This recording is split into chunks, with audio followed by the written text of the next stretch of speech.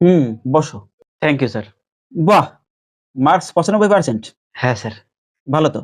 দেখো ৯৫ টাও আসলে যথেষ্ট নয়। আজকালকার যা কম্পিটিশন, যা প্রতিযোগিতা বাইরে, মানে কে কত মার্কস পেতে পারে। ৯৫% অতটাও ভালো নম্বর নয়।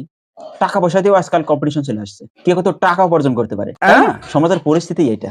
হ্যাঁ স্যার, অবশ্যই। তো তোমার কি মনে হয় যে টাকা কামানো এটা ঠিক না ভুল? হ্যাঁ স্যার, অবশ্যই ঠিক আমি মনে করি। কারণ অর্থ উপার্জন করা তো ভুল নয়।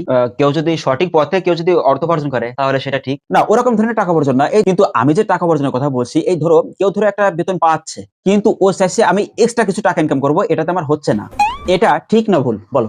হ্যাঁ স্যার, মানে ওটা দেখতে হবে স্যার, ও যে টাকাটা নিচ্ছে ওটা কোনো কাজের বিনিময়ে নিচ্ছে কিনা। একটা কাজ করলো তারপর ও টাকা নিচ্ছে, এটা ঠিক আছে। গুড। এবার ধরো একটা ইঞ্জিনিয়ার এক্সট্রা টাকা পয়সা ইনকাম করতে চাচ্ছে। তো ওটা ঠিক না ভুল? ওটা অবশ্যই স্যার ঠিক। তার ভিউয়ার হ্যাঁ স্যার, ওটাও ঠিক স্যার। সৎভাবে যদি এই